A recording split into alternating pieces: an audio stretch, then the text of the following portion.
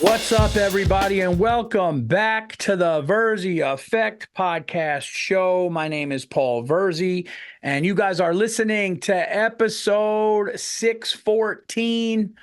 I am flying solo. What's going on here? What's going on here? Geez, look, we already got issues, guys. Sorry about that. I'm keeping that in. I'm not editing that out. You know, it's annoying, but it is what it is. Anyway, guys, you guys listening to episode 614, Flying Solo. I let that last one sit for 2 weeks.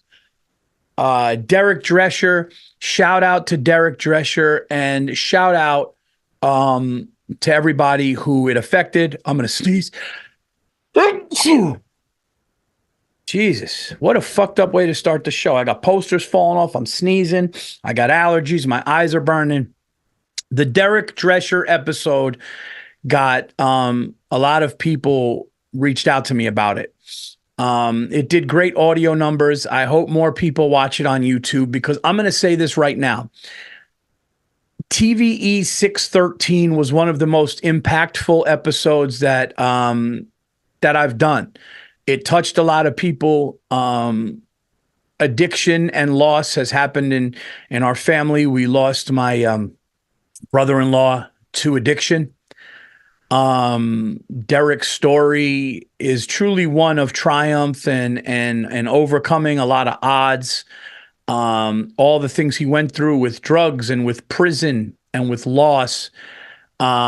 And for him to find comedy and be in comedy clubs doing great right now is amazing. It was an amazing podcast. So please spread the word. And I kept it out there for 2 weeks because I just wanted people to hear it. I think it's amazing and really, really inspiring. And let's be honest, hey, in today's world, okay, we need it. We need it. It's rough out there, okay? So a lot of cool stuff to talk about. Am I going to talk about the New York Knicks? Yes, I am. There's been a lot of shit talking and a lot of things said. So we'll talk about that. We will definitely talk about the New York Knicks.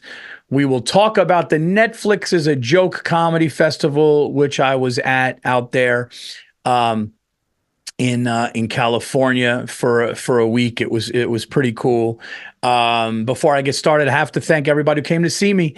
Thank you all who came to the Troubadour.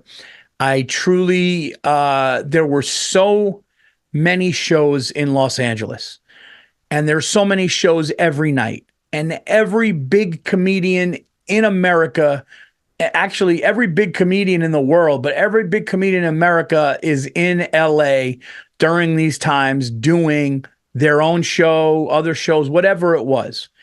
And I was at the Troubadour, late show Friday. You know, freaking Kevin Hart was at the, Hollywood Bowl. Another one was at the Forum. Another one was at the Palladium. Another one was, and to have you guys come out and see me late show Friday. I know some of the shows at the festival were getting canceled. I know some of the shows at the festival had to be moved. So much was going on, but you guys came out and you guys showed up for me, and it ended up being a great time and it ended up being a great show. And I had so much fun and did some bits from the new hour, did some brand new bits that are brand new that aren't anywhere yet. And I really had a good time. So thank you from the bottom of my heart for coming out. I also want to thank everybody who's buying tickets for June 8th, New York City, guys. It's getting filled up. It's looking nice. I cannot wait to do a show in New York City at the Gramercy. The makeup date for New Year's Eve, I can't wait. You can get tickets to that at paulvirzi.com. I'm going to get into the New York Knicks first, okay? I know some of you guys don't give a shit about sports. Fine. You could fast forward, whatever it is. But I'm going to talk about my New York Knickerbockers because it's a typical thing of like people jumping the gun and talking shit. Now, I'm not going to sit here and say 100% the Knicks are going to definitely beat the Pacers in the series. Do I think they're going to? Yes, I do. I think home court helps. But we are banged up, and I'm going to respect the opponent. But this whole idea of the Knicks are shot, they got blown out by 30, they're tired, it's over, Thibodeau, too many minutes. What do you expect a coach to do? How is he giving too many minutes when our bench players and starters are hurt? We have no Randall. We have no Robinson. Now we have no OG Anunoby. We have no Bogdanovich. None of these monster players that we need, whether off the bench or starters, all stars. We don't have them. Of course, Josh Hart's got to play a lot of minutes. Of course, Jalen Brunson's got to play a lot of minutes, or we're not even as far as we are. We are one game away from the Eastern Conference Finals. Yeah, guys are going to play minutes. And the whole idea that, like, oh, people don't like him because he beats players in the ground. These guys are fucking 23 years old. They could play minutes. Not to mention, some of them were hurt and didn't play in the regular season. OG Anunoby was out for a month. He's fine with minutes. Okay. So yes, some guys have to play more minutes than others to get this far, but it's just an excuse. And then another thing, oh, the Knicks are done. The Knicks are done. Well, they weren't done last night because guess what? They returned the favor by beating the shit out of the Pacers by 30 points. So, just show respect. It's almost like people can't believe the Knicks are this good or, oh, the fairy tale is over. And it's not. We have the best player in the NBA right now. Right now. As of right now, maybe Jokic, but Jalen Brunson has put up 40 points 6 times in this playoff run. Is that right? 5 or 6 times this playoff run. The only person to do that was Michael Jordan. The Knicks are completely undermanned. The Knicks are so depleted. Stars are out. And we're a game away from the Eastern Conference Finals. Just put a little bit of respect on that. Okay, this whole idea, oh, it's Dolan. Well, I guess it's not Dolan. Oh, they're hurt. Well, I guess it's not that. Now, are we going to go in, if we do get past the Pacers, are we going to beat the Celtics? That's really going to be tough, hurt like this. That's where, okay, we fought this far and hard. I don't know if you could get to an NBA Finals with bench players starting, but I'm just proud of what they've done. And, for them to lose by 32 in Indy and get completely blown off like it's over and then come back and win by 30 is amazing. Another thing, and again, I'm not trying to be disrespectful. I'm just trying to talk about the basketball knowledge that I have or what I see. I'm way better with the NFL. But I'm watching a lot of NBA. This idea that, oh, this is a slugfest and this series is like the old Knicks and Pistons. It's not. I was just talking to the Scalar brothers. Shout out to them and their great podcast. We were talking about the Knicks. But this is not the old Knicks and the old Pacers. Okay? No disrespect to the Pacers, but they don't have a Reggie Miller. I mean, they got some good players. And the Knicks team was just so different with different type of guys like LJ and Starks and Ewing was at the end. But this Pacers team is good, but this Pacers team is not as good as the 76ers. Guys, make no mistake, the Philadelphia 76ers were a 7th seed because Joel Embiid was hurt for a month. But the Pacers don't have a Tyrese Maxey or a Joel Embiid. And that's not being disrespectful. I'm just saying what it is. I mean, I think the Pacers have a really good, scrappy team. They fight. They play well at home. I mean, I'm not trying to take anything away, but I think that this should have been the first series and the 76ers should have been the second series. Now, the Knicks still have a game to win. We got 2 chances, one at home, to win the series. So I hope that happens. But everybody just jumps the gun. It's a long series, guys. You can't watch a Game 5 blowout or a Game 4 blowout or whatever it is and be like, oh, that's it, it's over. Because it's not. And Jalen Brunson's an animal. Now, I will say this. I don't know how much more we can take, okay? I don't mean emotionally. Well, I mean emotionally too, but I don't know how much more the New York Knicks can take. Okay, it's like, you ever watch like Top Gun? and they're taking fire from the gun cannon or whatever, the gun. I was like, I don't know how much more we could take, Mav. It's like the Knicks are taking bullets right now and we're hanging on, but I don't know.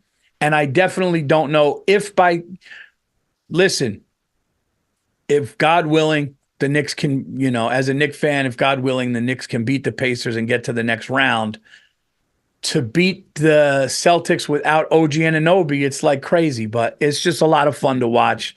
The NBA, the NBA playoffs are so fun, man. It's just such a great time. And these games are amazing. The Nuggets and Wolves games are great. Then you have, the only, the Celtics and Cavs. I'd like the Cavs to give the Celtics a little bit of a fight. They're fighting for their lives tonight, so we'll see what happens with that. But the NBA playoffs is, I'm going to say this. A lot of people will disagree. People think March Madness is one of the best sporting events of the year. I think it's the NBA. I'll take the NBA playoffs over March Madness. I'm sorry. March Madness is great. It is, but you got kids swinging it, hitting your threes. If you don't, it's like, I don't know. For me, every other day is a great, great game. It's an unbelievable saga, and I am all about that. So we'll see what happens. The Knicks have to go in Friday night to Indiana. If they win, it's over. If not, it's got to come back for game 7, and they have a game 7 over the weekend. So we got 2 chances here.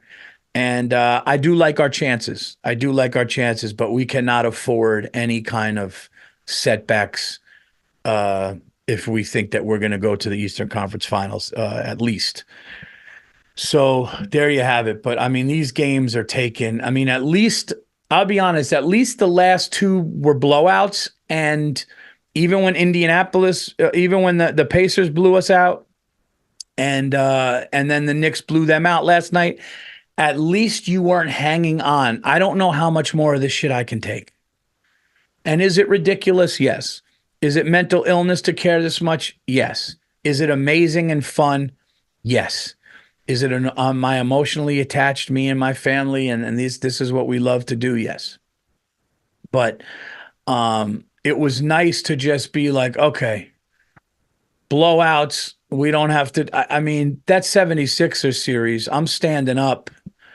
Even the early games in this series, like you're standing up with a minute left. You just don't know what to, I mean, you don't even know how to, I don't know how to act.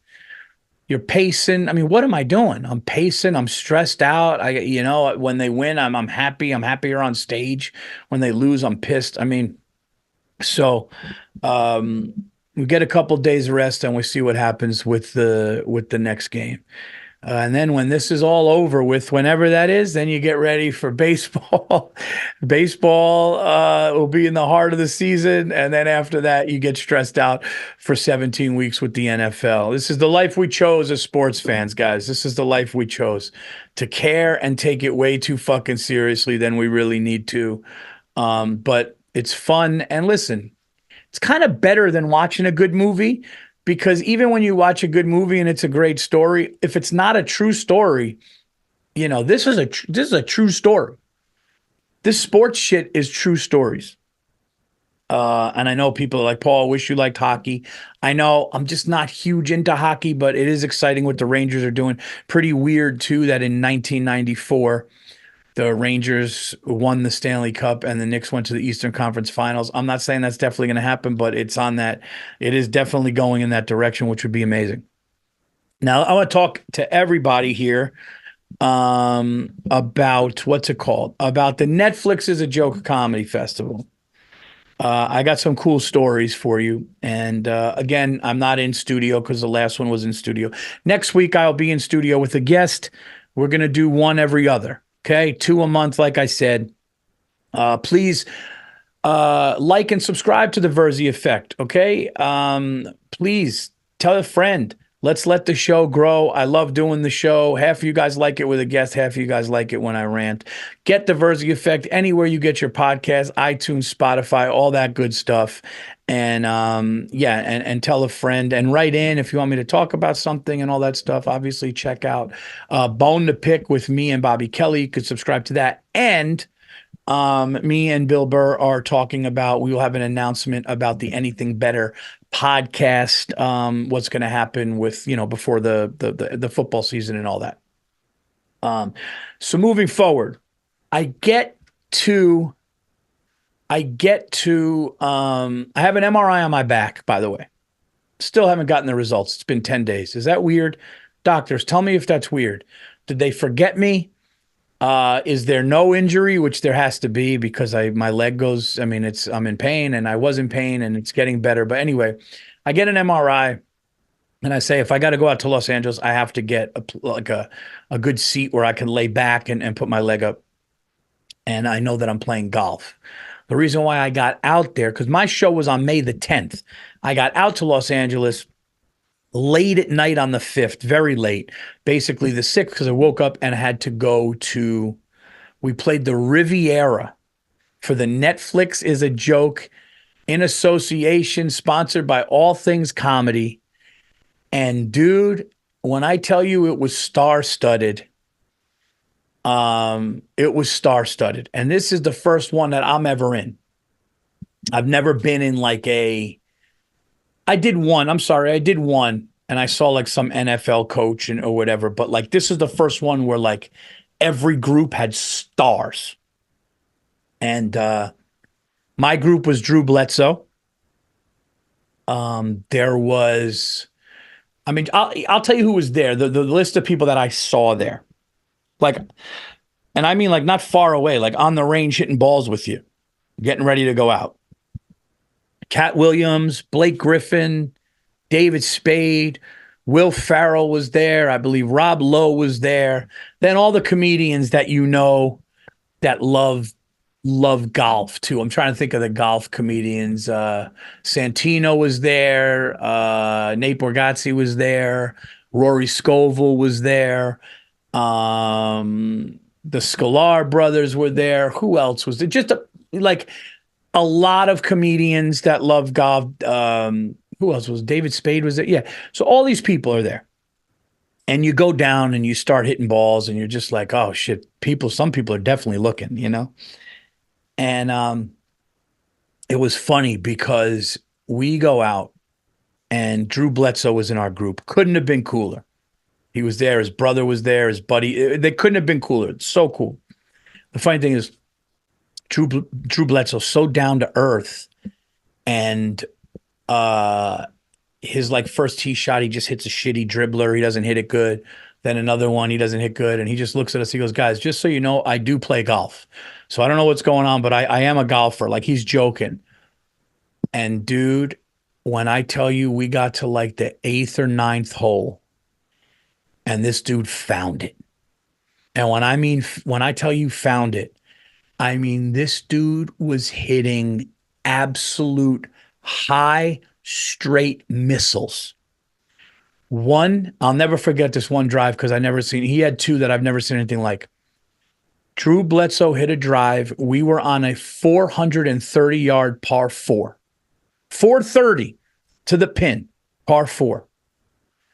This dude drove it 330, 335. Maybe 340. I never seen anything like it. Pin straight in the middle of the fairway, a chip to get on, like a whatever, 70, 80-yard pitch and wedge to get on from a drive. And it was a shambles. So you use the best tee shot and then you play your ball out. We're like, we're using Drew's. This dude was hitting missiles. We only used my tee shot maybe 3 times. But dude, it was like watching a professional athlete just hit the ball right was so insane. That's like, non-golfer too. It was really, really cool, man. And they were like, really like when I would hit a good shot, yeah, Paulie, like I'm just sitting there and, just talking to Drew Bledsoe was really, really fucking cool, man. And they were just such a cool group to play with. One of the highlights for me, though, I'm going to be honest. One of the highlights for me was meeting Cat Williams, and one thing was cool was Cat Williams knew who I was. I mean, unless he lied, but when I said my name, he's like, oh yeah, like, so I think he did. But Cat Williams could not have been more cool, more nice, just gracious, like just I don't even know how to describe it. Just a really good, nice dude, man. And I was that was really cool to, he loves golf too. And and just to be out there. And then the funny thing is with all these people, just at the end of the day, everybody's just playing golf, enjoying a beautiful day. The Riviera golf course was beautiful, incredibly hard. They say the PGA say it's one of the hardest to score, but you get on the green and you're just, in the words of Vinnie Mark, you're putting on the hood of a car. You're just putting on glass, man. You tap it and it's gone. It's just gone when you tap it. So we're playing golf, having a good time, and it was just really cool to smoke a cigar with those dudes and hang out. And then they had a simulator there off of one of the holes where it was like you win a prize. It's 100 yards out pitching wedge, and Netflix had this trailer with the screen, the simulator screen. And I'm 2 feet away from a hole in one. And I think I came in like, I don't know, I was on the leaderboard, but I almost got that one. And that one would have been great. Um, but this course is so hard, so beautiful. If you guys ever get a chance to play the Riviera in California, like Mel Brooks's house is on like across one of the fairways. Like it's just insane. Um, and it's funny, I was watching the OJ Simpson. I was watching the last episode of the OJ Simpson documentary, and they were like, "Yeah, he always played at the Riviera." Um, by the way, I mean, I'm a big guy that says I'm big on like if somebody dies, you say rest their soul. And with somebody like OJ, you're like rest their soul if they didn't do it, but if they did, do you like? You know what I mean? Like when do you don't know what to say? Um, but yeah, this is a top notch golf course. And then as far as the festival, man, I went on so many podcasts. Shout out to everybody. I was on, I think I did Adam Carolla. Who else did I do out there? I did, what the fuck was, I did a bunch. I did the Bonfire. I did Adam Carolla. I did funny young comedian coming up, Mandy Marino. I did hers. I did Ryan Sickler's The Way Back. That was awesome. That's coming out. So you guys could check out all of those, all the pods that I did. And then leading up to the show, but I'm not gonna lie, I did not hang out a lot. I am not big on First of all, I don't know if I told you guys, but I haven't had a drink in, or I should say, I had 2 drinks in 37 days. Trying to lose weight, but just getting work done, getting shit done, and not having been drinking. So I didn't want to go to the Comedy Store and hang out and smoke cigars and drink. And that's what was going on. And my wife is like, "You're out there. You should make the best of it. Go hang." And I'm like, I don't really want to. What am I going to do? See people that I see anyways and go, "Hey, what's up? We're here for this festival." Like, I didn't want to do that. I did, however, after my Troubadour show, I went out to the after party at the Palladium outside, which was awesome. It was calm. I drove past the Comedy Store, just so packed, and it looked like a shit show. And but yeah, I'm not that dude, man. I'm gonna be honest. I'm not that dude. I'm a stop and say what's up real quick, dude, sometimes. But the days of going to the after party and hanging out and drinking and I just don't want to do that. I really just don't want to do that. So I stayed in a hotel that was basically near on the UCLA campus, right near Beverly Hills. And it was so close to campus, on campus, basically, that I had to sign papers saying that if my hotel room overlooked the UCLA football field and I see the field and players, I can't take notes or record. I'm like, lady, look at me. I just want to fucking sleep. Do you think I'm a scout for the UCLA football, um, or another football team? But I kind of just chilled and laid low. I had a good restaurant in the hotel. I was watching playoff basketball at night. I was doing podcasts during the day, getting ready for my show, and I picked and choose. But that's just who I am, man. I'm not the other way at all. I'm not, that's just not my thing. It's really not my thing. Um, Now, if any young comedians are listening to this, you have to go and you have to network. You have to go and you have to play the game and you have to meet people and you have to smile and shake hands and do that stuff. It's very important. I'm just not that type of dude. Now I'm just chilling, man. I got two kids, they all have places to be, things to do. When I'm on the road, I'm chilling. And I will tell you guys this, if anybody listening to this has any issues with, um, like feeling like shit with hangovers or drinking, I'm not saying alcoholic, anything like that. But if you have issues with anxiety and drinking makes it worse, which it does, hangovers make you want to start crying because of your anxiety and depression, which that happens. If you are in that boat, I can tell you this. Just try to take 30, 60, 90 days off of drinking if possible. And you can do it.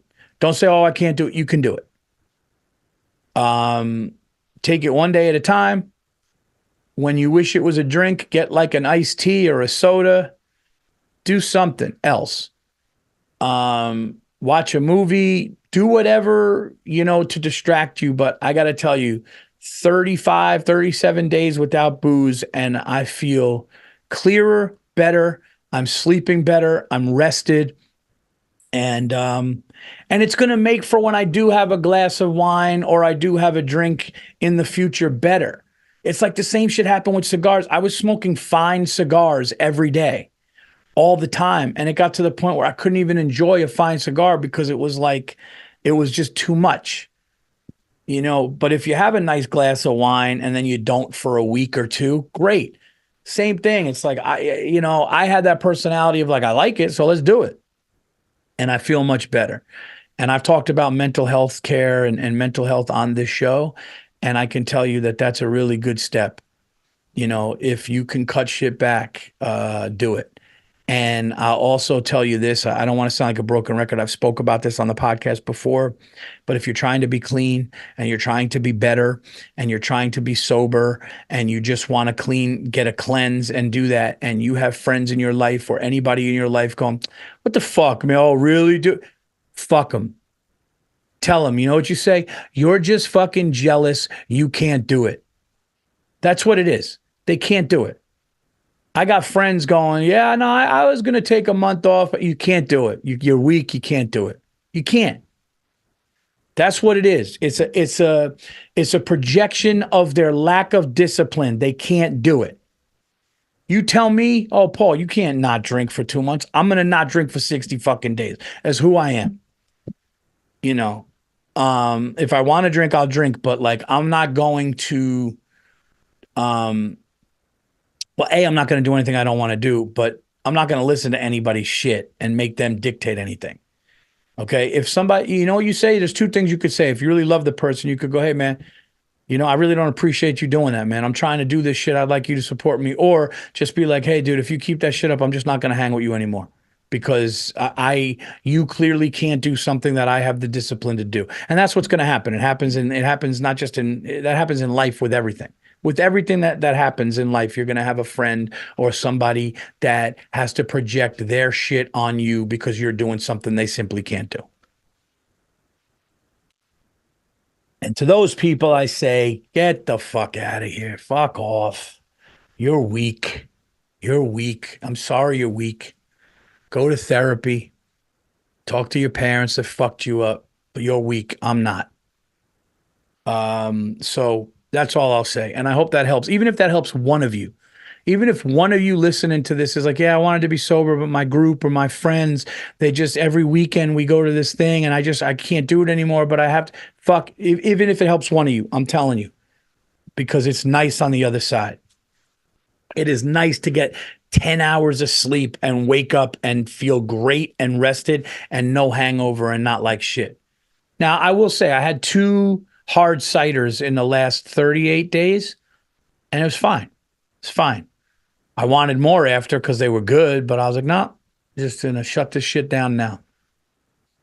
Um, Somebody's listening to this hammered, going, fuck this guy, man. Go back to talking about the Knicks and sport and sports.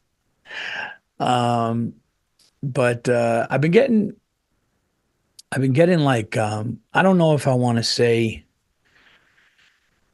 like I don't know if it's like spiritual or whatever, but I've been getting this thing where like, and I don't want, some of you are going to be like, oh, here we go.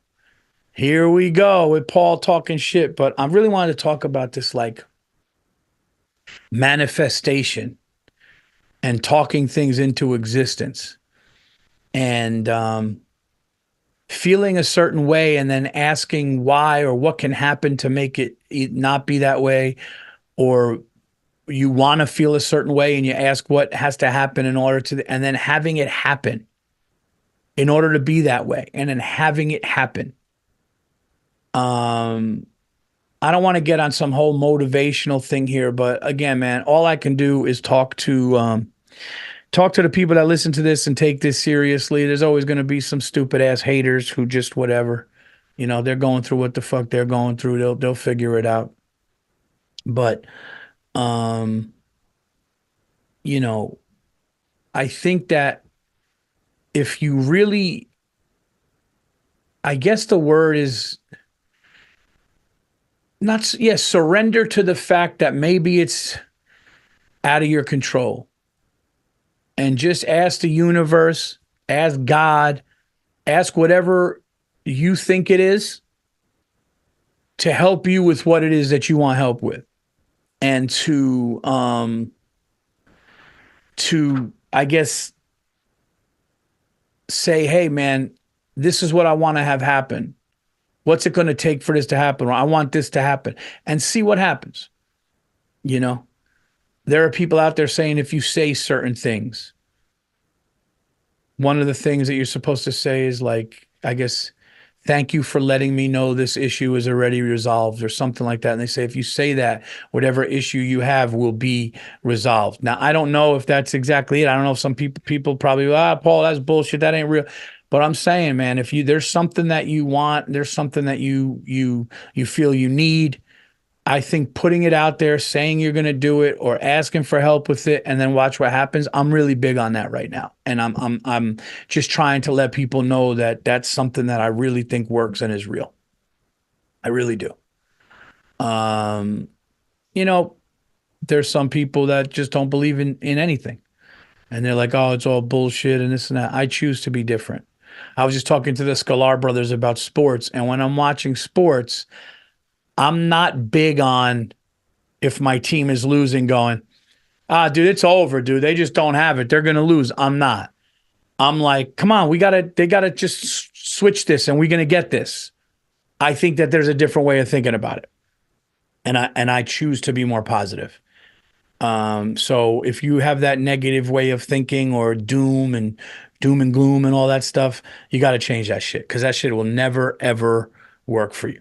And those are probably, to come full circle, those are probably the people that are going like, what are you going to, come on, man, just have a drink, dude. It's fine, dude. You could have, it's like, no, no, no, no, no, no, no. You can't. You fucking can't.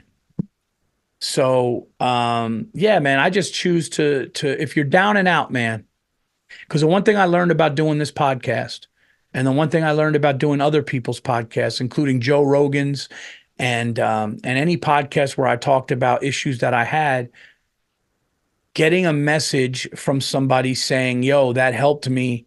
Yo, that saved my life. You don't understand what you did for me. That's what matters. Not some hater that comes on fucking YouTube or social media and says some shit. Fuck them. They're done already. They're like, one thing I learned about haters is when they look in the mirror, they deep down inside, they're crying. They're little undisciplined, scared, crying people that really mean nothing. I'm at the point now where when I see haters, I truly am like, man, I wish like something happened with them, man, and it really sucks, and it's a bad thing for them. And I wish them well because I know it's not. I know they're not in a good place. But when I get somebody coming up to me, like I had somebody come up to me at a show and say, I was going to commit suicide. I was going to kill myself. And you said something and you got me through it and I'm better now. And that's why I'll always be your fan. And I love what you said. And I appreciate you coming out like that. To me, that's another reason why I want to do the solo episodes of the Virzi Effect too, to talk to people. Because when I have a guest, we could talk about it, but I could really open up like this and talk to you guys like this. But manifestation is real. Put out there in the universe what you want to have happen. Ask a higher power. Talk to God. That's what I do. And I know some people don't believe and whatever, but ask for the things that you want and really, do that and put out there what you want to have happen or what you don't want to have happen and really talk it through, man. Because, and if you have issues with anything that's mentally hurting you, get help, talk to people, and don't be around people that add to it. That's what I'll say. Because it's better on the other side. I've been there, man. I fucking been there.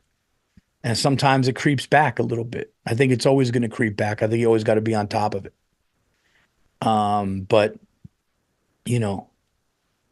it's something to help people, and it's something to see that one person can be affected by it. And nobody really knows what somebody is or what somebody's going through. You think you do, but you don't. I met Cat Williams at the Riviera in California. And the one thing is when people ask, oh, how was the Riv? How was the Netflix golf event? How was the festival? I was like, man, Cat Williams was so fucking cool, man. Such a nice person, man. So just easy to talk to. And you know what they do? Really?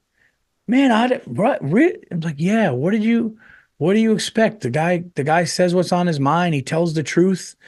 But he was a nice person. And so nobody really looks at things like that. They just got like they see things in public and they just make their own fucking decision and they don't realize it. And so if it teaches you anything, just know, like, meet somebody. But I will tell you guys this, like when I do sports podcasts and I used to talk about NBA playoffs and Blake Griffin and how he didn't hit big shots. And then all of a sudden I see Blake Griffin at this golf thing and I'm like, well, I can't go talk to him because I've talked shit. And people hear, man, make no mistake. They hear about it or they'll be like, and I realize, like, man, the one thing about this business is you got to really watch who you say shit about. Because I could tell Blake Griffin is cool. He's into comedy. I would have liked to talk to him, but I didn't want to be like, hey, man, sorry about what I said about you in the playoffs. So I know you're a great player, but I just didn't think you were clutch. You can't tell somebody, yeah, man, I really didn't think you were that clutch in the big moment. But anyway, how'd you golf today, man? Were things good? Had you hit them straight? Was everything? And I remember somebody told me that years ago. They go, be careful about what you say about people in sports and show business and anything, because you're in the business and you're a lot closer to it than you think. But you don't think that. I'm just like, I'm a comic. I talk shit. And it's like, no, you're going to be at a golf event and you're going to see somebody that you might have said something about. So I always think about that. And I'm sure it's like somebody talking shit about like a celebrity or an athlete, and then all of a sudden they meet the athlete and they're like, hey man, how you doing? Nice to meet you. And in your mind, you're like, I'm an asshole. Shit. We did. Oh, another thing I wanted to talk about. I want to thank everybody who came out to the live Bone to Pick. Bobby Kelly and I, the day after I was done in California, we did May 11th, the Earl. We did the live Bone to Pick podcast. And I cannot tell you what happened until it comes out. And it's going to come out on Patreon first. But an unexpected thing happened. And it blew our minds. The place went nuts. And it was amazing. And it was completely unexpected. And we sold our Bone to Pick hats. We had great bones. The audience had great bones. The fans were fantastic. And it was like the first one that we did. And it was so fucking awesome. And again, somebody else there said, "Hey, man, the Virzi effect with Derek Drescher really hit me hard." So check, like, those are the things. That's why we do this. That's why we do this.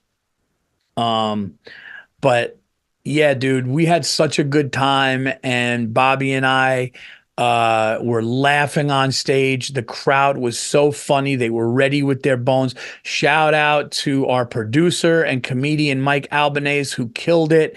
And it was a really good first live bone to pick. And I think you guys are really going to enjoy it. You could get that. You please get the Patreon.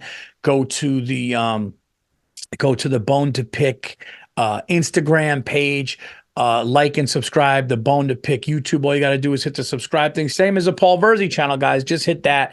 And there's going to be all kinds of clips coming up. There's going to be more stand-up clips. There's going to be more podcast clips. All more shit coming on there that you guys can check out and enjoy. So please hit the subscribe button. And if you are in the New York City area, come and see me June 8th. I'm going to put together some merchandise that I'm going to be selling there. It's the first time doing the Gramercy, first time doing a theater in New York City. So I'm going to be doing the headlining my own theater in New York City. So I'm going to have some cool shit for that. So I hope you get tickets to that. And what else? Yeah, man, the Knicks have Friday night, and then we'll see what happens after that. We'll be talking again about this. And I'm trying to think what else. I know that this was more of a